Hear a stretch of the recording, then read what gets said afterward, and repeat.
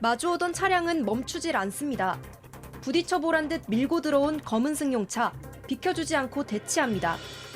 피해가는 게 낫겠다 싶어 차를 움직이는 찰나 빨간 옷 입은 운전자가 내립니다. 이 빨간 옷 남성, 분명히 거리가 있어 보였는데 갑자기 쓰러집니다. 발이 깔렸다고 했는데 보험금을 노린 사기였습니다. 경찰이 이 50대 남성을 붙잡았습니다. 상습범이었습니다.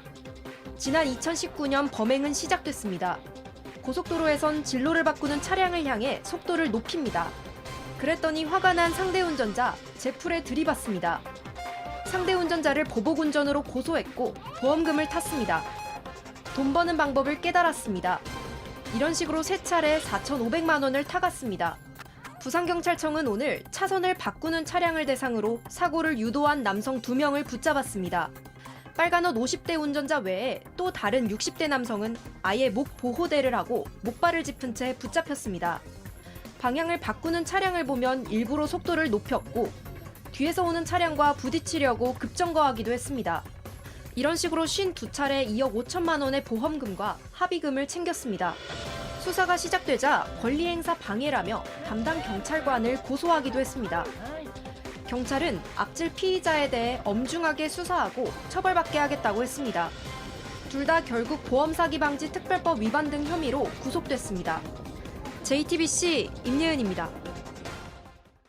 자, 좁은 골목을 지나는 남성, 옆으로 차가 지나가니 갑자기 팔을 쭉, 아이쿠야, 손목 박살나네, 막 이런 느낌이죠. 또 다른 날, 이번에도 차량 사이드미러에 탁, 지금 보셨나요? 탁, 아이고야, 내 뼈 살려.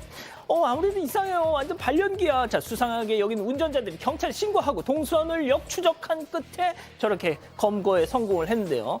제발 좀 사건 반장 좀 봐. 그 수법 안 통한다고 몇 번을 얘기해. 자, 옛날에는 저런 수법이 통했었죠. 왜냐? CCTV가 없었고 블랙박스가 없었습니다. 그럴 때는 저런 식으로 사고를 낸 다음에 보험금 지급 청구를 하거나 아니면 위협하거나 협박해서 돈을, 금전을 갈취하는 방법인데 마찬가지입니다. 이걸 손목치기라고 예전에 얘기를 했었는데 아주 좀 좁은 골목에서 일부러 손목을 친 다음에 겁을 먹은 운전자한테 이 금품을 요구했던, 특히 여성 운전자. 여성 운전자가 상당히 그런 것도 잘 좀 조심성이 좀 부족하다고 아마 보는 것 같아요. 그러다 보니까 한 운전자가 이상하다, 사고가 덜 났는데 라고 경찰에 얘기를 했고요. 경찰이 추적을 해보니까 이 사람이 저렇게 하는 모습들이 포착이 됐고 이 블랙박스, CCTV 내용을 찾아서 사람을 찾아냈습니다.